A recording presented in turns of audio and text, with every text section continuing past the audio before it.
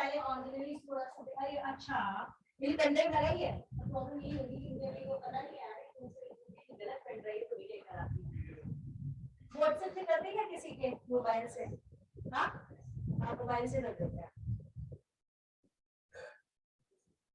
Mobile से कर दो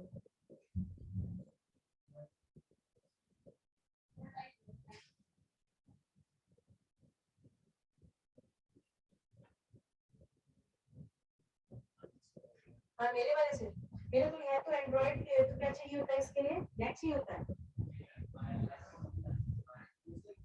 पर वो अब आपको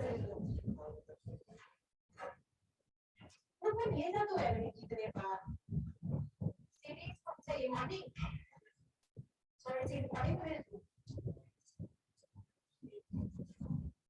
एफ टारगेट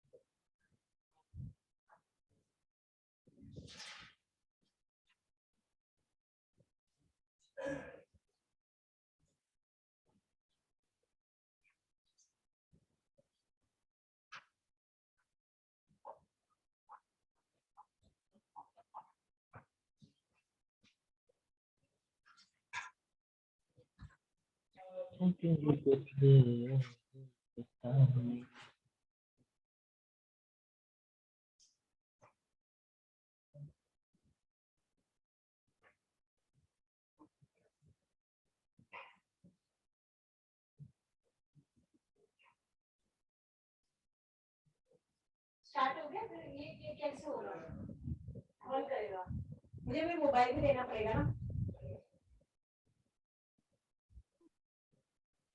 कोई कर रहा है कोई कर रहा है कर दो बस मुझे मोबाइल दे देना और वो लॉक ना हो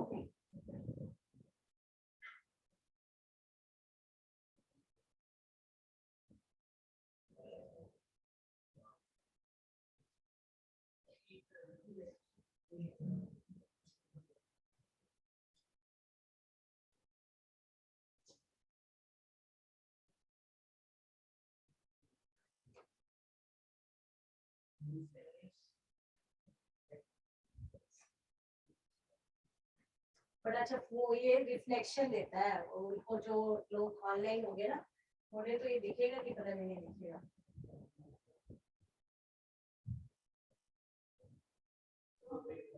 दिख रहा है मैम थोड़ा थोड़ा किसका है कौन बोल रहा है चैतन्य दिख रहा है थोड़ा थोड़ा दिख रहा है ये तो नहीं दिखेगा मुझे इसमें तो स्क्रीन नहीं ये आपने ग्रुप में सेंड की हुई है ना हम वहां से देख लेंगे सेंड किया हुआ है ग्रुप में नहीं किया है बस ये थोड़ा सा ही करना है मुझे ज्यादा नहीं देखना मैं फिर बाद में हटा दूंगी बस मुझे एक बार इनको थोड़ा सा अब देख ये पूरा देखिए वाइट बहुत आ रहा है इसलिए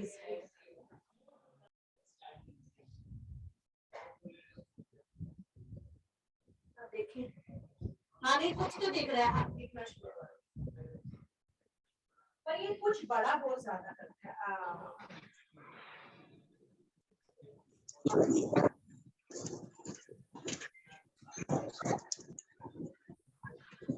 चलो इसको मैं यूज करूँ क्या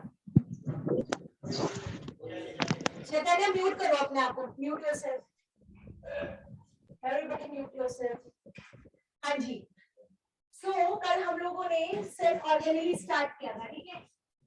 ये सारा चीजें हम लोग देख चुके हैं। जो मुझे थोड़ा सा दिखाना था एक बार, ये देखो वायरस को एक बार फिर से देख लो। वायरस ऐसा दिखाई देता है, हेड नेक पोलर शीट, और इसके अंदर ये डायजेनेटिक मटेरियल होता है, ठीक है।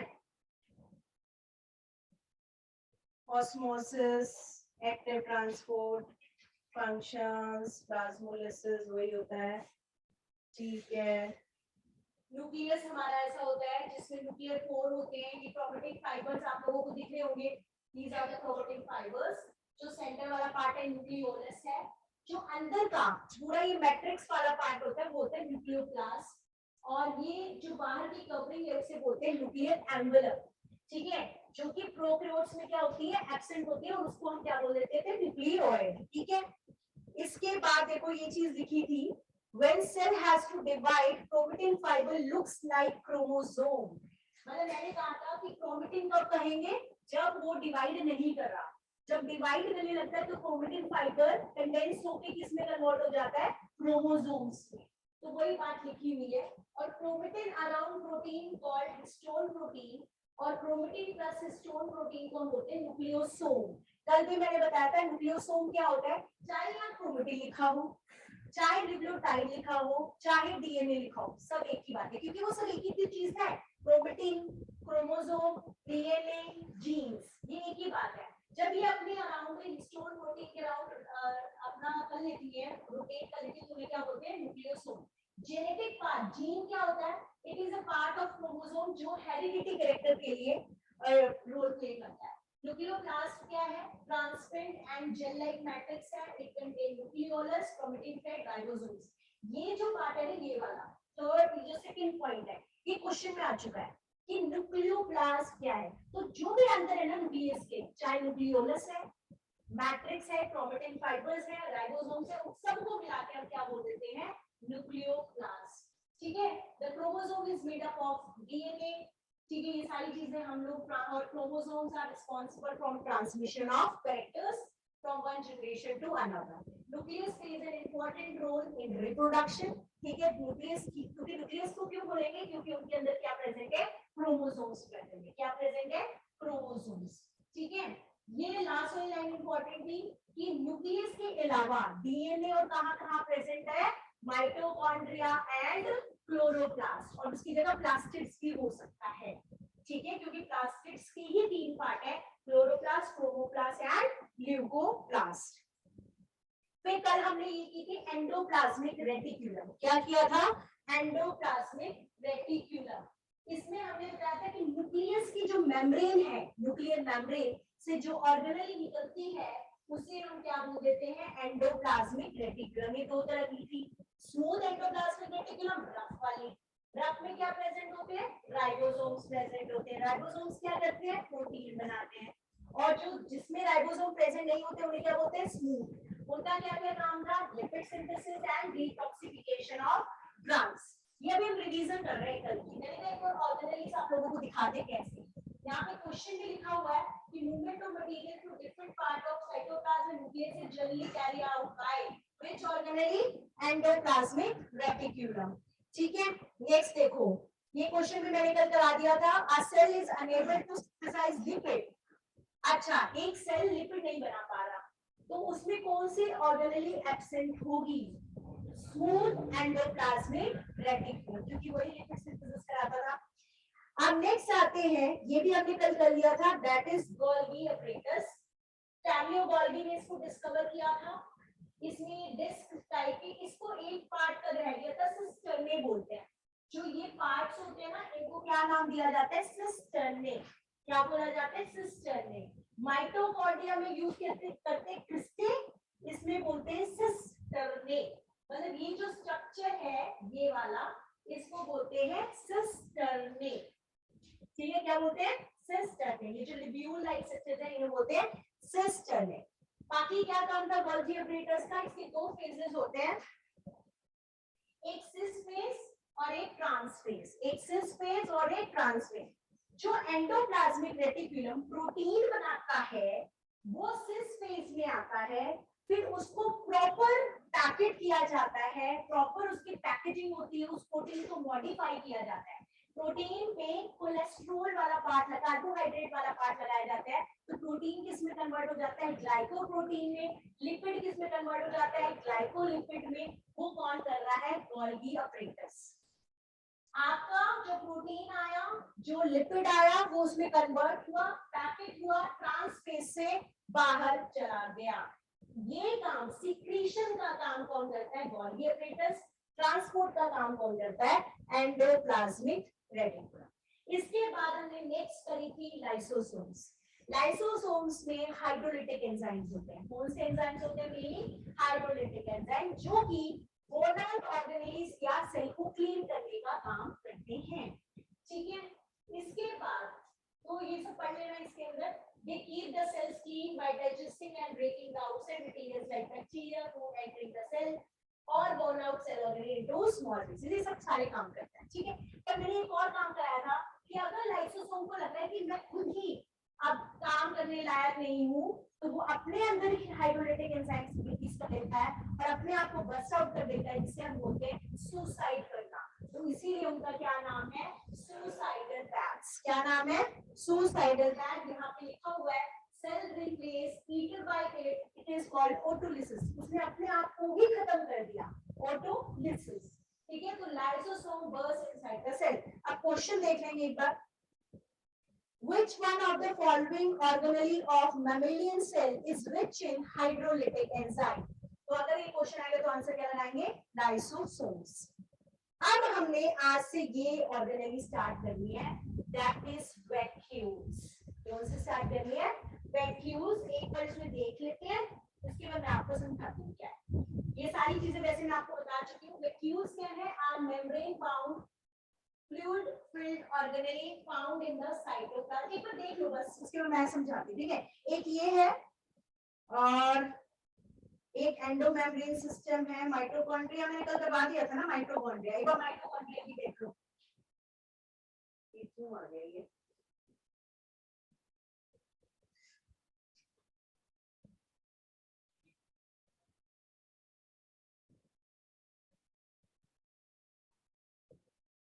एक बार माइटोकॉन्ड्रिया भी देख लेते, क्योंकि कल माइटोकॉन्ड्रिया भी हमने कर ही लिया था।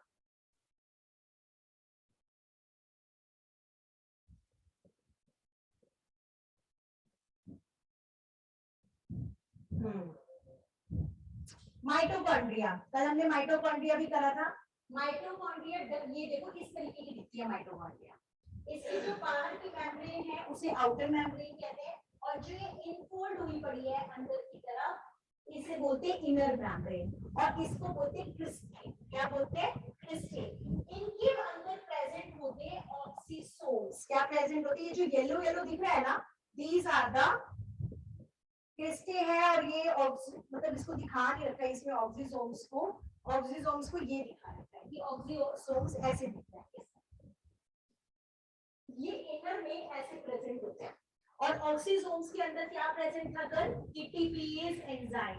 एटीपीएज एंजाइम क्या करता है, एटीपी की फॉर्मेशन करवाता है। ठीक है, उसमें क्या होती है, एरोबिक रेस्पिरेशन होती है। इतना हम सारा कल सारा ये वाला काम हमने सारी चीजें कर ली थी। आज जैसे क्वेश्चन था, in mitochondria ATP synthesising chemical reaction take place in outer membrane, matrix, inner membrane, DNA of mitochondria. Inner membrane, या इसकी जगह ऑक्सीसोम्स भी आ सकता है, इसकी जगह F0 और F1 पार्टिकल भी आ सकता है। ठीक है, एक प्लास्टिड्स का स्ट्रक्चर देख लो, ये होता है प्लास्टिड्स। आज पहले स्टार्ट करेंगे हम किससे, प्लास्टिड से। ठीक है, एक बार इसको देख लेते हैं, फिर मैं वैसे बताती हूँ कैसे। तो ध्यान से देखो कैसा होता है। प्लास्टिड भी डबल मेम्ब्रेन स्ट्रक्चर है, एक आउटर मेम्ब्रेन है, एक इनर मेम्ब्रेन।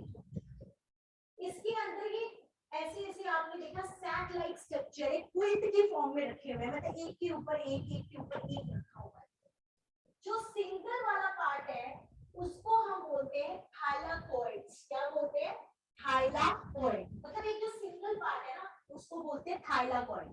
ये जो ऐसे गोल गोल स्ट्रक्चर 1 2 3 4 सिंगल स्ट्रक्चर को क्या बोलते हैं, थाइलाकोइड। और जब ये पूरे ग्रुप बन जाता है तो ग्रैनम।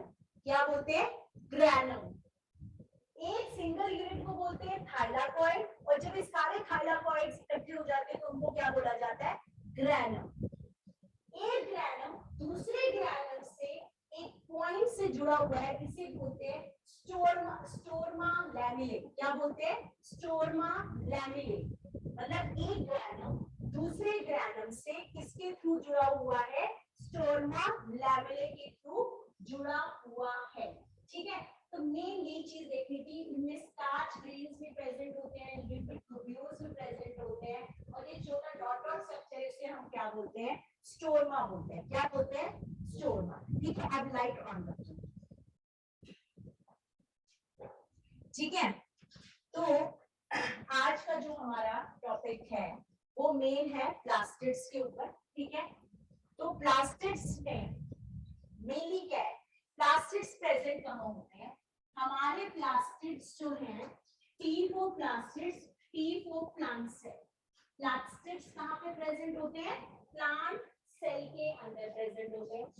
ठीक है, अभी हमने देखा कैसा सा स्ट्रक्चर होता है, ऐसा सा स्ट्रक्चर होता है। दो मेम्ब्रेन्स होती हैं, एक आउटर मेम्ब्रेन और एक इनर मेम्ब्रेन। मेनली इसमें इस तरह के यूनिट प्रेजेंट होते हैं, तो क्या बोलते हैं? थाइलाकॉइड।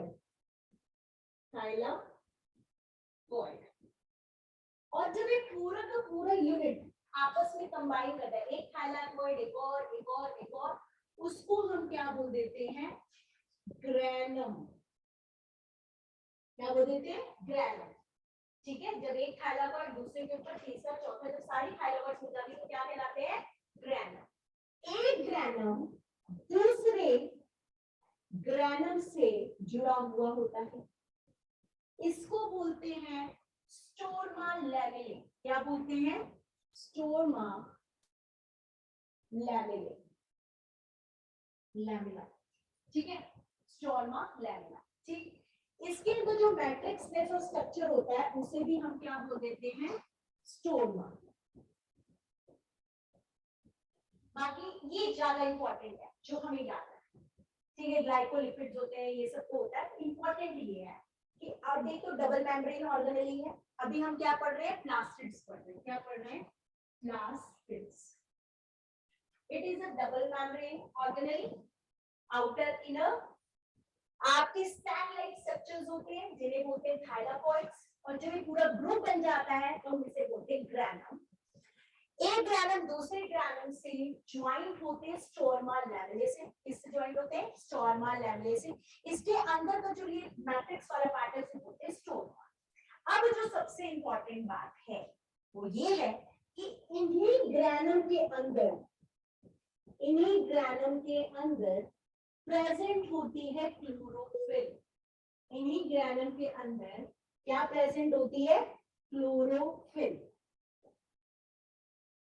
ये क्लोरोफिल लाइट को कैप्चर करती है। ये क्लोरोफिल क्या करता है? सनलाइट को कैप्चर करता है। सनलाइट को कैप्चर करता है। इस इन थाइलाकॉइड्स के अंदर क्या प्रेजेंट है? क्लोरोफिल। क्लोरोफिल क्या कर रहा है? लाइट को कैप्चर करता है और उसे किस में कन्वर्ट करता है? भाई बोलेगा केमिकल एनर्जी। किसमें कन्वर्ट करता है? Chemical energy. सनलाइट को कैप्चर कर रहा है। कैसी होती है? फोटोसिंथेसिस। इसे क्या बोलते हैं? फोटोसिंथेसिस। इस रिएक्शन को क्या बोलते हैं? फोटोसिंथेसिस। फोटोसिंथेसिस। फोटोसिंथेसिस में क्या होता है कि कार्बन डाइऑक्साइड, एक प्लांट क्या करता है? कार्बन डाइऑक्साइड को लेता है, नीचे से पानी को लेता है। क्लोरोफिल क्या कर रहा है? सनलाइट को कैप्चर कर रहा है। तो रिएक्शन कैसे होती है? Carbon dioxide plus water plus sunlight, और ये सनलाइट कैप्चर किसने की? क्लोरोफिल ने। क्लोरोफिल और कन्वर्ट हो गया किसमें? ग्लूकोज में। C6H12O6 plus O2। भाई आपको प्लांट क्या क्या देता है? एक तो खाना प्रोवाइड करता है in the form of glucose, और दूसरा क्या प्रोवाइड करता है? ऑक्सीजन। इस रिएक्शन को क्या कह देते हैं हम? फोटोसिंथेसिस की रिएक्शन क्या बोलते हैं? फोटो। अगर इसको उल्टा कर दो, क्योंकि ये ग्लूकोज ऑक्सीजन की तरह कंबाइन होके कार्बन डाइऑक्साइड प्लस वाटर में कन्वर्ट होती है, वो किसमें होती है? माइटोकॉन्ड्रिया। उसे क्या बोल रहे थे? Aerobic respiration. क्या बोलते हैं? एरोबिक, मतलब इसके उल्टा इज कॉल्ड एरोबिक रेस्पिरेशन। ऐसे कहोगे तो इट इज फोटोसिंथेसिस। तो इसमें क्वेश्चन क्या आता है? क्वेश्चन ये आता है कि कौन सा पार्ट सनलाइट को कैप्चर करता है? तो आपका आंसर होगा क्लोरोफिल। और ये लाइट एनर्जी किसमें कन्वर्ट होगी? केमिकल एनर्जी में। This light energy get converted to chemical energy, क्योंकि आपने केमिकल का फॉर्मेशन कर दिया है। क्या कर दिया है? एक केमिकल का फॉर्मेशन कर दिया है। जल्दी से मुझे बताओ सुक्रोज का क्या फॉर्मूला होता है? केमिस्ट्री और दिल जीत लिया तूने मेरा है। क्या गलत बता दे। हाँ जी, सुक्रोज। और मुझे बताओगे सुक्रोज, लैक्टोज, माल्टोज में क्या अंतर है? Biomolecules are part of chemistry.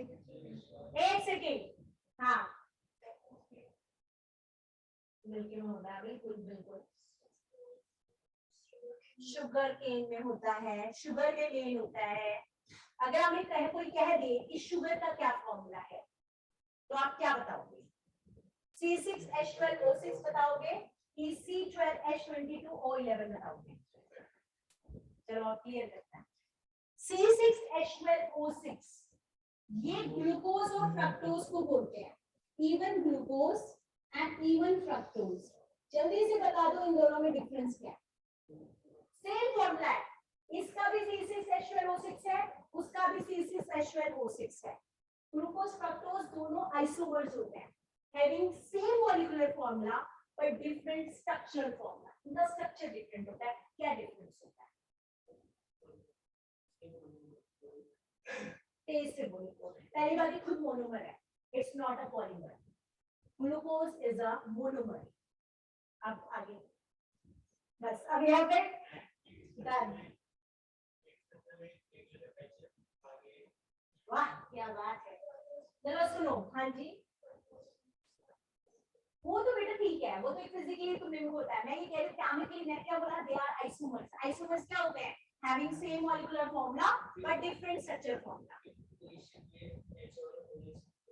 ना ना ना ना ना, मैं बोलूँगा इसमें एल्डिहाइड ग्रुप होता है, इसमें कीटो ग्रुप होता है। Simple, it is a Aldo sugar, it is a Aldo sugar. Same, बिल्कुल एग्जैक्टली सेम स्ट्रक्चर होता है। OH OH H OH, बस यहाँ पे CHO ग्रुप लगा होता है और फ्रक्टोज में कीटो ग्रुप लगा होता है, कीटोन का ग्रुप लगा होता है। तो इसे बोलते हैं एल्डो शुगर, इसे बोलते हैं कीटो शुगर। बस सिर्फ ये अंतर। अगर आपसे कोई पूछ ले कि ग्लूकोज और फ्रक्टोज में डिफरेंस क्या है, तो ग्लूकोज में एल्डिहाइड ग्रुप प्रेजेंट होता है और फ्रक्टोज में कीटो ग्रुप प्रेजेंट होता है। अब हमारा क्वेश्चन था सुक्रोज में, मैं इसलिए क्लियर कर रही हूँ बिल्कुल। अब आते हैं, ये मोनोमर भी है, ये सिंगल प्रेजेंट होते हैं, एक सिंगल ग्लूकोज एक सिंगल फ्रक्टोज। जब बहुत सारे ग्लूकोज बहुत सारे फ्रक्टोज, तब हमारा ये आता है डाइसैकराइड्स और अपना, तब ये आता है सुक्रोज। तब क्या आता है? सुक्रोज आता है, लैक्टोज आता है, माल्टोज आता है। ठीक है, माल्टेज जो होते हैं। तो सुक्रोज का फॉर्मूला होता है C12H22O11 और एक सुक्रोज एक ग्लूकोज एक फ्रक्टोज से मिलकर बना है और अल्फा अल्फा बॉन्ड के साथ जुड़ा हुआ है। अगर मुझे बायो में मौका मिला तो उसको मैं थोड़ा सा ब्रीफ में कराऊंगी, बस अभी तक ये इतना कर लो क्योंकि हमारे ये क्वेश्चन था। सुक्रोज का क्या फॉर्मूला है? C12H22O11। ठीक है, इसका ये फॉर्मूला है। ये दोनों आपस में ग्लूकोज फ्रक्टोज है। C6, थोड़ा ऐसे धीरे-धीरे नॉलेज होगी, मैंने इकट्ठा दूंगी फिर कंफ्यूज हो जाओगे। अल्फा अल्फा बॉन्ड से जुड़े होते हैं, अल्फा कार्बन से जुड़ा हुआ होता है। सुक्रोज में एक ग्लूकोज दूसरे फ्रक्टोज के साथ, मतलब यहां से डाइसैकराइड है, ये आता डाइसैकराइड्स, ये डाइसैकराइड्स है। और ये मोनोसेक्राइड है। ग्लूकोज फ्रक्टोज क्या है? मोनोसेक्राइड्स है। और ये क्या है? डाइसेक्राइड्स है। डाइसेक्राइड्स क्या होता है? जब उनको पानी में डालते हैं तो हमें 2 मोनोमर्स यूनिट्स मिलती है। अगर 2 शुगर्स मिलते हैं तो डाइसेक्राइड, 3 मिलते हैं तो ट्राइसेक्राइड, 4 मिलते हैं तो टेट्रा, बहुत सारे मिलते हैं तो पॉलीसेक्राइड। तो हम मोनोसेक्राइड्स, डाइसेक्राइड्स और पॉलीसेक्राइड्स पढ़ते हैं। तो अगर आपसे कोई पूछे मोनोसेक्राइड का एग्जांपल बता दो, ग्लूकोज एंड फ्रक्टोज। आपसे कोई क्वेश्चन पूछे कि डाइसेक्राइड्स का बता दो, तो sucrose, lactose, maltose. Sucrose, lactose and maltose. Maltose 2 sugar unit से बना, 2 ग्लूकोज से मिलकर बना है, और लैक्टोज 1 ग्लूकोज और लैक्टोज से मिलकर बना है। Glucose plus lactose.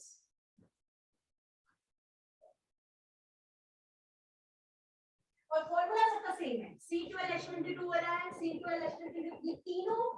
ये तीनों भी आपस में क्या है? आइसोमर्स। ये तीनों भी आपस में क्या है? Isomer, having same molecular formula but different units. इनमें यूनिट्स डिफरेंट होगी।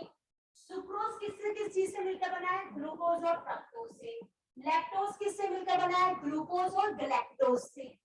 माल्टोज किससे मिलकर बना है? 2 ग्लूकोज से। इतना हमें पता होना चाहिए, ठीक है? बाकी कभी होगा तो ब्रीफ में बताएंगे, अभी तो टॉपिक को छोड़ दें, ठीक है? तो इतना हमें थोड़ा पता होना चाहिए। सुक्रोज क्या है, लैक्टोज क्या है। तो सुक्रोज, लैक्टोज, माल्टोज का एक ही फॉर्मूला है, C12H22O11। ग्लूकोज, फ्रक्टोज का एक ही फॉर्मूला है, C6H12O6। बट दोनों में डिफरेंस क्या है? ये एल्डोज शुगर है, एल्डिहाइडिक ग्रुप है। ये कीटोन शुगर है, इसमें कीटोनिक ग्रुप है। मतलब एल्डिहाइड को रिप्लेस किसने कर दिया है? कीटोन। ठीक है? तो हमारी कहानी यहाँ चल रही थी कि इनके अंदर प्रेजेंट होते हैं क्लोरोफिल। क्लोरोफिल क्या करता है? लाइट को कैप्चर करता है। क्लोरोफिल क्या करता है? लाइट को कैप्चर करता है और इस रिएक्शन को, लाइट एनर्जी को कन्वर्ट करता है केमिकल एनर्जी के अंदर। ठीक है? अब आते हैं आगे। ये जो ये प्लास्टिड्स हैं वो 3 तरह की होती है। प्लास्टिड्स जो है कितनी तरह की होती है? 3 तरह की होती हैं। कौन कौन सी? Number 1 chloroplast, number 2 chromoplast, number 3 leucoplast. Plastids are of 3 types. Plastids are of 3 types. एक होता है हमारा क्लोरोप्लास्ट, एक होता है क्रोमोप्लास्ट और एक होता है ल्यूकोप्लास्ट। पहला क्लोरोप्लास्ट, ऑब्वियसली क्लोरोप्लास्ट से पता चल रहा है having chlorophyll, having chlorophyll and green in colour. एक और क्वेश्चन पूछूं, मुझे याद आ जाती है। क्लोरोफिल में कौन सा मेटल प्रेजेंट होता है? Very good, very good, very good, magnesium. और हीमोग्लोबिन में आयरन, आयरन। ठीक है, ये याद रखेंगे। क्लोरोफिल में मैग्नीशियम प्रेजेंट होता है सेंटर के अंदर और हीमोग्लोबिन के अंदर आयरन प्रेजेंट होता है। ये क्वेश्चन आ जाता है, ठीक है? तो क्लोरोप्लास्ट के अंदर प्रेजेंट होती है क्लोरोफिल। क्लोरोफिल आपका क्या करता है? ग्रीन इन कलर होता है। आपका क्लोरोफिल है तो खाना बनाने का काम करेगा। तो क्लोरोप्लास्ट को बोलते हैं किचन ऑफ द सेल। इसे क्या बोल दिया जाता है? Kitchen of the cell. क्योंकि जो क्लोरोफिल रखेगा वो लाइट एनर्जी को कैप्चर करके किस में कन्वर्ट कर देगा? केमिकल एनर्जी में। तो वो खाना बनाने का काम कर रहा है, तो इसीलिए इनको क्या बोला जाता है? Kitchen of the cell. Chromoplast coloured, coloured plastids होती हैं। ये क्या होती है? कलर्ड प्लास्टिड्स होती हैं। ये कलर प्रोवाइड करते हैं। जैसे आपको फ्लावर कलर दिखते हैं ना, रेड कलर का फ्लावर दिखाई देता है, कैरेट रेड कलर का दिखाई देता है, कोई चीज येलो कलर की दिखाई जाती है, तो उसमें क्वेश्चन आता है कि color of the flower is due to which plastid? तो आप क्या लगाएंगे आंसर? क्रोमोप्लास्ट। दो तीन आपको याद करने हैं, वो थोड़ा सा लिख लेंगे हम। एक होती है, इनको कलर पिगमेंट्स को बोलते हैं कैरेटिनॉइड्स। जो कलर्ड पिगमेंट्स हैं, कलर्ड पिगमेंट्स, जिन्हें बोलते हैं हम कैरोटिनॉइड्स। कैरोटिनॉइड्स कैरोटिनॉइड्स होते हैं, दो तरह के हो सकते हैं। एक होते कैरोटीन और एक होते ज़ैंथोफिल। इसमें भी क्वेश्चन आ चुका है सीडीएस में। Carotene and xanthophyll which provide colors to the plant, मतलब ये कलर प्रोवाइड करने का काम करते हैं। कैरोटीन जो होता है कैरेट में होता है, ठीक है। तो आपको ये याद करना है, क्योंकि कई बार क्या होता है, क्वेश्चन आ जाता है इनमें से कौन कैरोटिनॉइड्स है। तो अगर आपको एक तो भी पता है तो टिक लगा के आ सकते हो। कौन कौन से? Carotene and xanthophyll, carotene and xanthophyll, ठीक है। अब इसके बाद करते हैं नेक्स्ट। इस पे भी क्वेश्चन आया था, अभी मैं करवाती हूँ। ल्यूकोप्लास्ट। ल्यूकोप्लास्ट जो होते हैं वो कलरलेस होते हैं। दे आर द कलरलेस, और व्हाइट कलर कह लो, चाहे कलरलेस कह लो, चाहे व्हाइट इन कलर कह लो, ठीक है। ये फर्दर तीन तरह के होते हैं, अमाइलोप्लास्ट, एलियोप्लास्ट, इलेडियोप्लास्ट। कहां बेटा क्या ढूंढ रहे हो? क्या ढूंढ रहे हो? बायो ढूंढ रहे हो? बायो नहीं चल रही। हाँ जी, लिखेंगे। Leucoplast is of three types. Amyloplast, और कौन सा था? Elaioplast and elaioplast. Elaioplast, amyloplast, elaioplast करने ही याद है, पूरा क्वेश्चन आता है। प्लास्टिड्स के ना सिंपल सा क्वेश्चन है, या किचन ऑफ द सेल, इनके अंदर से भी क्वेश्चन आता है। अभी मैं आपको दिखाऊंगी आपको क्या क्वेश्चन था। अमाइलोप्लास्ट जो है स्टार्च को स्टोर करता है, स्टार्च को स्टोर करता है। एलियोप्लास्ट प्रोटीन को स्टोर करता है, प्रोटीन। और इलेयोप्लास्ट जो है फैट को स्टोर करता है, फैट को स्टोर करता है। Starch, protein, fat, starch, protein and, ठीक है। देखो फिर से देखेंगे। ल्यूकोप्लास्ट तीन तरीके के होते हैं फर्दर, ठीक है। कलरलेस होते हैं। तीन तरह के कौन कौन से होते हैं? Amyloplast, elaioplast, elaioplast. Amylase that is starch, ये क्या स्टोर करते हैं? स्टार्च स्टोर करते हैं। एलियोप्लास्ट क्या स्टोर करते हैं? प्रोटीन स्टोर करते हैं। फैट कौन स्टोर करता है? इलायोप्लास्ट। क्वेश्चन स्पेसिफिकली आ जाता है कि कौन सा ल्यूकोप्लास्ट फैट स्टोर करने का काम करता है, कौन सा ल्यूकोप्लास्ट फैट स्टोर करने का काम करता है। तो हम किसको टिक लगा के आएंगे? इलायोप्लास्ट को।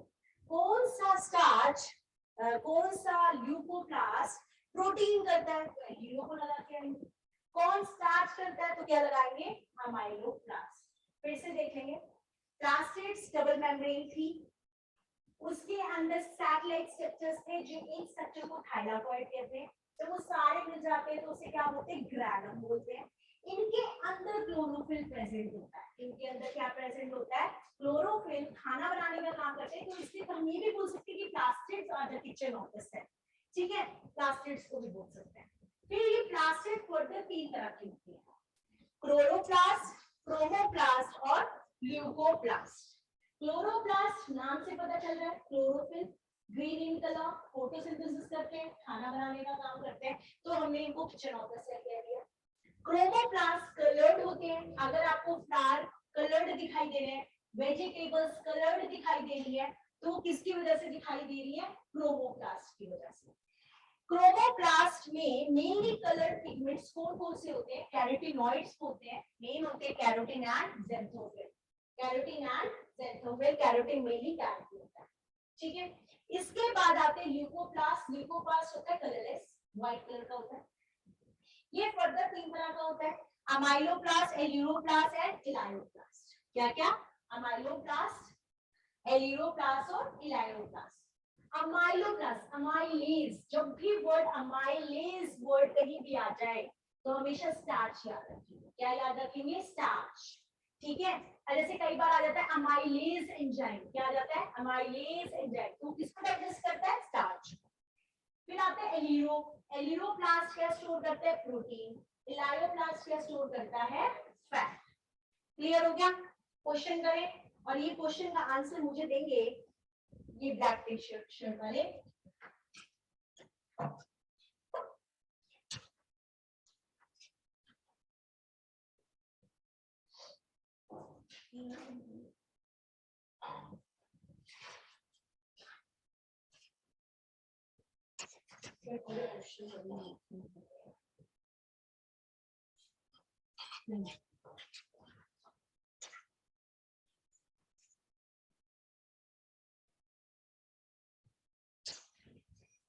तो क्वेश्चन करो।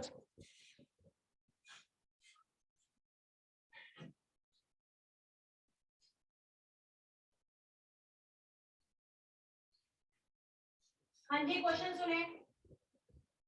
Which one of the following plant plastid store starch, oil and protein granules? तीनों के नाम लिखिए। क्या क्या? starch, oil and protein granules.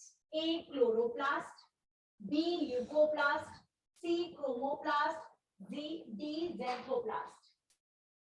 Question इसको नाम में तो आंसर आ जाता है बेटा, सामने आंसर लिखा हुआ है, तभी कहते हैं लिख लो। बैठे हो ना तुम, जब से बैठे हो पूरा सब कुछ लिख रहे हो, तब तो तुमने आंसर गलत बताया। ये तो गलत हो गया। हाँ जी, ल्यूकोप्लास्ट। क्वेश्चन में से सुनो, क्या था? Which one of the following plastid store plastid? तो प्लास्टिड 3 तरह के हैं, क्लोरो, क्रोमो, ल्यूको। अब उसने बोला starch, oil, protein. Starch, oil, protein. Fat को ऑयल भी कह सकते हो। तो क्या आंसर आना था? ल्यूकोप्लास्ट। क्लोरोप्लास्ट क्लोरोफिल के लिए, क्रोमोप्लास्ट कलर्ड के लिए, या उसमें आ जाता कलर्ड पिगमेंट कौन स्टोर करता है, तब आप क्रोमोप्लास्ट कह सकते थे। इसमें क्लोरोफिल कहते तो आप क्लोरोप्लास्ट कहते। यहाँ तो साफ लिखा हुआ है कि स्टार्च, प्रोटीन, फैट को स्टोर करता है। सुन नहीं पाया था, हाँ, लिसन नहीं कर पाए थे। तो ये क्वेश्चन आया हुआ था। ठीक है, तो इसलिए एक एक पार्ट को हम बस एक बार रिवाइज करने की जरूरत है। उसके बहुत आसान चैप्टर्स हैं यार, इतना बड़ा मुश्किल नहीं है। नेक्स्ट करते हैं हम, नेक्स्ट ऑर्गेनेली, और अब हम खत्म ही हो जाएगा ये चैप्टर। राइबोसोम्स रह गए और सेंट्रोसोम रह गए, बस इसके बाद आज हमारा सेल खत्म है। तो नेक्स्ट ऑर्गेनेली हम करेंगे राइबोसोम्स।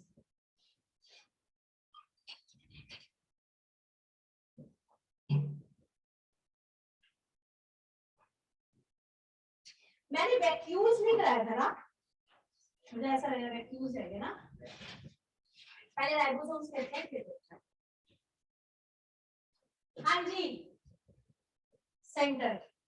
राइबोसोम को की सबसे यूनिक बात क्या थी? बैठ जाओ, खड़े हो जाओ बेटा, ये तो मैं पढ़ाया ही नहीं। मैंने अभी तक राइबोसोम के बारे में क्या पढ़ाया?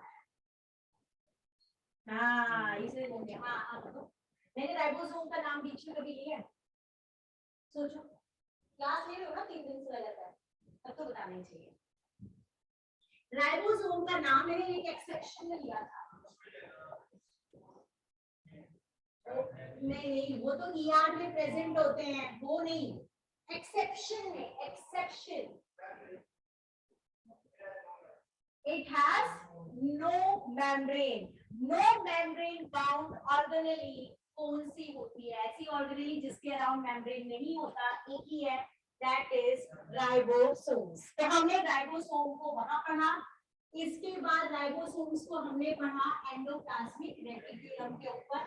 जिस पार्ट में प्रेजेंट होते हैं वो हमारा कहलाता है रफ एंडोप्लाज्मिक रेटिकुलम। तो आज हम इसको ब्रीफ में करेंगे। राइबोसोम्स, राइबोसोम्स को पहला नॉन मेम्ब्रेन बाउंड ऑर्गेनेली है, नॉन या नो लिख दो, नो मेम्ब्रेन बाउंड ऑर्गेनेली है। इसके बाद these are called protein factories। इनको प्रोटीन फैक्ट्रीज क्यों कहा जाता है? क्योंकि ये प्रोटीन बनाने में हेल्प करते हैं। तो these are called protein factories। इसके बाद राइबोसोम्स जो होते हैं वो दो तरह के होते हैं, एक होते हैं 70S और एक होते हैं 80S। क्योंकि जो एक राइबोसोम है वो दो यूनिट से मिलकर बना है, एक स्मॉलर यूनिट और एक बिगर यूनिट। एक राइबोसोम दो यूनिट से मिलकर बना है, स्मॉलर और एक बिगर, जिसके अकॉर्डिंग ये दो तरीके के होते हैं, 70S एंड 80S। इस यूनिट का नाम होता है सिडबर्ग यूनिट। क्या बोला? सिडबर्ग यूनिट। और इसी का दूसरा नाम होता है सेडिमेंटेशन फैक्टर। Sedimentation factor. इनकी कभी भी कैलकुलेशन, जैसे 70S है, हमें क्या लगता है 70S कैसे होना चाहिए था?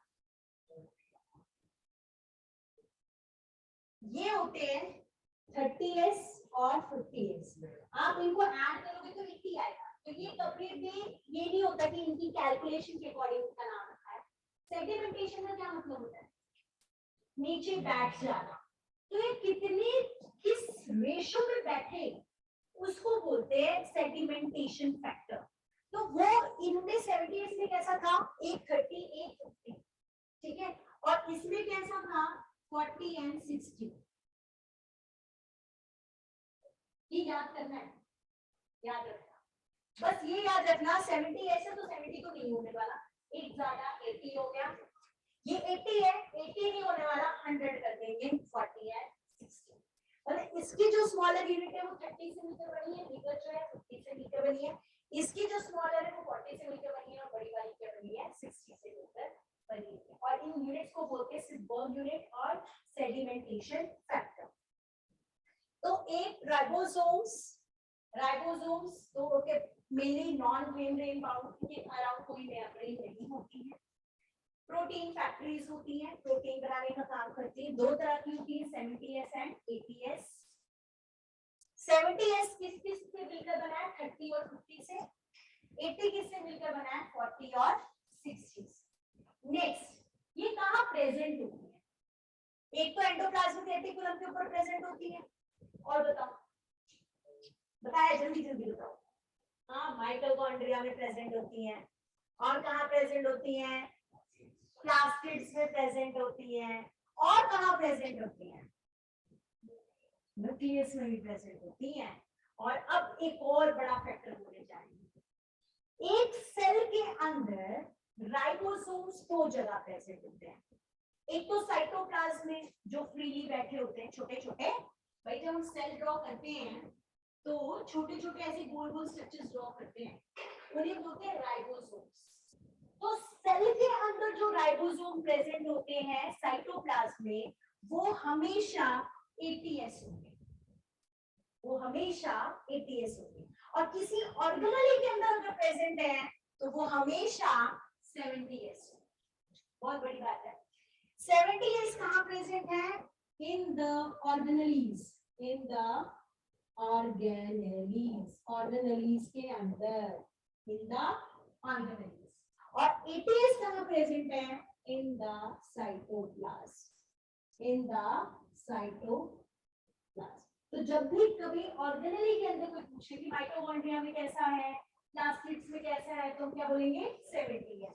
प्रोकैरियोट्स में कैसा है? 70S। ठीक है, प्रोकैरियोट्स में भी इन द ऑर्गेनेलीज और प्रोकैरियोट्स, जो प्रोकैरियोट्स थे वहां पर भी कैसे राइबोसोम्स प्रेजेंट होते हैं? 70S। 80S सेल के साइटोप्लाज्म में ही प्रेजेंट होते हैं। क्लियर हो गया? तो इतना सा हमें करना है राइबोसोम्स के बारे में। नॉन मेम्ब्रेन है, ठीक है। प्रोटीन दो तरह के होते हैं, इनकी जो यूनिट्स होती हैं वो कभी इनके कैलकुलेशंस के अकॉर्डिंग नहीं होती। 30 50 यहाँ पे 40 एंड 60, ठीक है। और ये सबसे स्मॉलेस्ट ऑर्गेनेली भी होती है, ये भी लिख सकते हो। This is the smallest organelle of the cell. कि अगर पूछा जाए कि सेल की सबसे स्मॉलेस्ट ऑर्गेनेली कौन सी है, तो वो कौन सी है, अपनी राइबोसोम्स, ठीक है। प्रोटीन सिंथेसिस का काम करते हैं। अब हम नेक्स्ट हेडिंग डालेंगे vacuoles. Vacuoles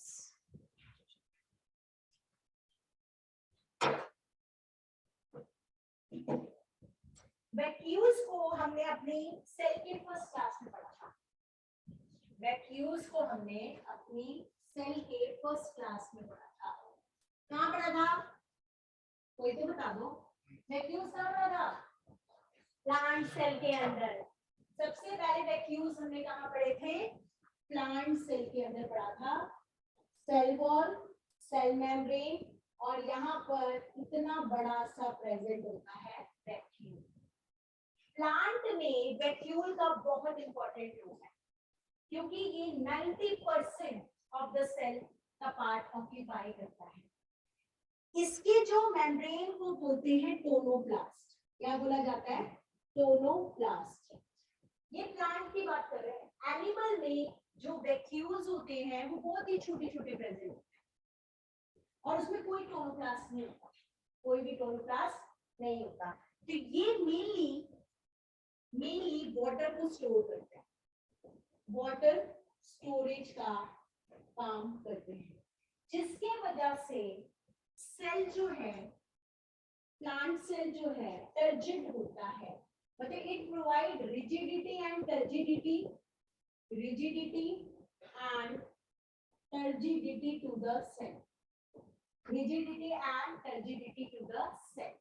It occupies 90% of the volume of the plant cell. बड़ा सा होता है, जिसके वजह से क्या हुआ था, न्यूक्लियस प्लांट सेल का पेरिफेरी पे आ गया था। ये मैंने फर्स्ट डे पढ़ाया था, ठीक है।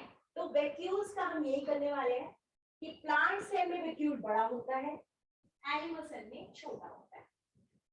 इसमें वाटर को स्टोर करता है, इसकी सेल वो इसकी मेम्ब्रेन को टोनोप्लास्ट बोलते हैं।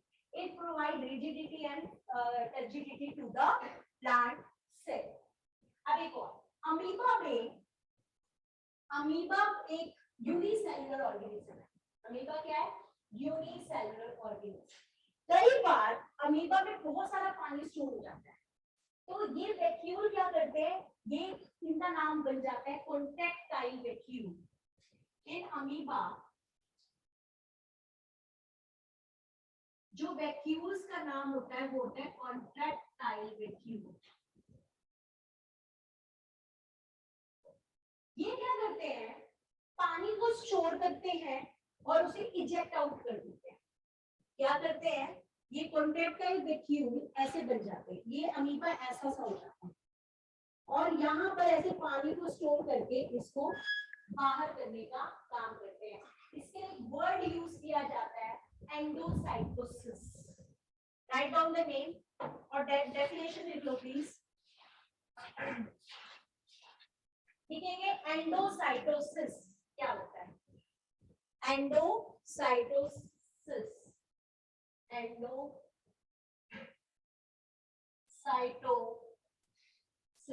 ठीक है। एंडोसाइटोसिस क्या होता है, engulf in food, engulf मतलब होता है कैप्चर करना, खाना, ENGULF, engulf in food and other material, engulf in food and other material from external environment, engulf in food and other material from external environment, ठीक है। engulf करना, capture करना, in food and other material from external environment through cell membrane, is called endocytosis, is called endocytosis। फिर लिखेंगे for example amoeba engulf the food material, for example amoeba, engulf the food material from outside, engulf the food material from outside through endocytosis, through endocytosis. ये अपना amoeba है, ऐसा होता है through endocytosis. मतलब amoeba के अंदर ये टेंडेंसी होती है, आपने सुना होगा सीडोपोडिया, नहीं सुना? चलो जिन्होंने नहीं सुना, सीडो मतलब नटी, पोडिया मतलब पैर। अब अमीबा चलते कैसे हैं? अमीबा वैसे सर्कुलर होते हैं, पर अमीबा के अंदर ये टेंडेंसी होती है कि वो ऐसे फिंगर लाइक स्ट्रक्चर्स में कन्वर्ट हो जाए, जैसे ऐसे ऐसे, मतलब ऐसे वो फिंगर लाइक स्ट्रक्चर्स जनरेट कर लेती है चलने के लिए, तो उसे क्या बोलते हैं? सीडोपोडिया। ठीक है, तो इसी तरीके से ये अपने मेम्ब्रेन को इस तरीके से एडजस्ट कर सकती है कि खाने को एंगल्फ कर ले अपने अंदर, तो ये एंडोसाइटोसिस ही है ये। इसी तरह इनके अंदर की जो वैक्यूल्स हैं वो क्या करते हैं, एक्स्ट्रा अगर पानी आ गया, एक्स्ट्रा मटेरियल आ गया या कोई वेस्ट मटेरियल, उसको अपने अंदर कैप्चर करते हैं और एंडोसाइटोसिस के थ्रू भी बाहर भी कर देते हैं। ठीक है, तो वैक्यूल्स में हमने फिर से देख लेते हैं क्या क्या पढ़ा। वैक्यूल्स का 3 जगह रोल हमें पढ़ना है। अमीबा में इनको बोला जाता है कॉन्ट्रैक्टाइल वैक्यूल, जो कि एक्स्ट्रा वेस्टेज ऑफ मटेरियल को बाहर करने का काम करता है। दूसरा, प्लांट सेल में 90% ऑफ द सेल ऑक्यूपाई करते हैं, टोनोप्लास्ट कहा जाता है इसकी मेम्ब्रेन को, ये रिजिडिटी और टर्जिडिटी प्रोवाइड करते हैं। एनिमल सेल में कुछ छोटे छोटे से वैक्यूल्स प्रेजेंट होते हैं जिनका बहुत खास रोल नहीं होता है। अब हम करेंगे क्वेश्चन और हमें आंसर देंगे। क्या नाम है आपका? अभिमन्यु। अभिमन्यु देंगे आंसर, अभिमन्यु हमें बताएंगे।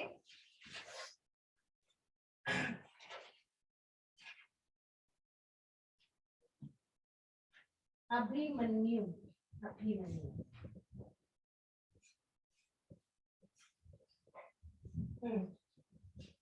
Which one of the following statement about vacuole is not correct? Or maybe I have taken this question in the past one. अगर तुम लोगों को याद होगा, which one of the following statement about vacuole is not correct? ठीक है, correct नहीं बतानी, not correct बतानी। Number 1, in plants there is a large central vacuole that may occupy 90% of the total cell volume. ये बात सही है कि गलत है? सही है, क्योंकि प्लांट सेल में 90% ऑक्यूपाई करता है। Second, in plant cell vacuole provide turgidity and rigidity, लिखा मैंने यहीं पे। थर्ड, इन अमीबा, फिर से सुनो, in amoeba vacuoles have a role in nutrition, भाई बाहर करने का काम कर रही है, अंदर लाने का भी काम कर सकती है। Last, vacuoles are absent in animal cell, छोटे छोटे होते हैं, प्रेजेंट होते हैं, तो आंसर क्या आ गया था? डी, कि vacuoles are absent in animal cell. अब हमारी लास्ट ऑर्गेनेली हम लोग करने जा रहे हैं, दैट इज सेंट्रोसोम। इसके बाद हमारा ये चैप्टर खत्म हो जाएगा। सेंट्रोसोम, अब हम हेडिंग डालेंगे सेंट्रोसोम। इसके बाद थोड़े क्वेश्चन, कल आप लोगों का टेस्ट है, प्लीज मुझे बता दें कौन कौन आने वाला है, मैं उतना ही प्रिंट आउट निकालूं। कल आ रहे हैं सारे, और आप दोनों अल्टरनेट नहीं आना है, पक्का आने, कल 100% टेस्ट देना है, क्योंकि टेस्ट करने से ही हमारी कल क्या होता है, मैं कहती हूँ कोई प्रैक्टिस कितनी हो ना हो, क्योंकि टेस्ट से ही आपको पता चलता है कि आप कितना कॉन्सेप्ट को दिमाग में रख पाए। ठीक है, तो टेस्ट कभी भी नहीं छोड़ना। तो सारे आ रहे हैं, सारे 1 2 3 4 5 6 7 8 9 10, और कितने बच्चे हैं वैसे? मैं भी आ रहा हूँ। चैतन्य बता, चैतन्य आएगा कि नहीं आएगा? आऊंगा आऊंगा। और दूसरा कोई एक और बच्चा भी है साथ में जोड़े, चैतन्य है, शैलजा है, विवेक ठाकुर है, आप दोनों भी आएंगे कि नहीं आएंगे? यस मैम, मैं भी आऊंगी। ओके, विवेक, विवेक आप आओगे कि नहीं? विवेक की आवाज क्यों नहीं निकल रही है? अब मैं तुम लोगों से क्वेश्चन पूछने वाली हूँ, मुझे मेरे को बताओ जरा, करके पहले तो वीडियो खोलो जरा, क्यों नहीं वीडियो खोल रहे हो तुम लोग? ये बोला गया है कि विंडो बंद करके जब ऑनलाइन क्लास होती है विंडो ऑन होनी चाहिए। अगर टीचर सामने खड़ा है तो बच्चे क्यों नहीं है सामने? हाँ जी, पता नहीं कहाँ से ले रहे हो रहा है, पता नहीं।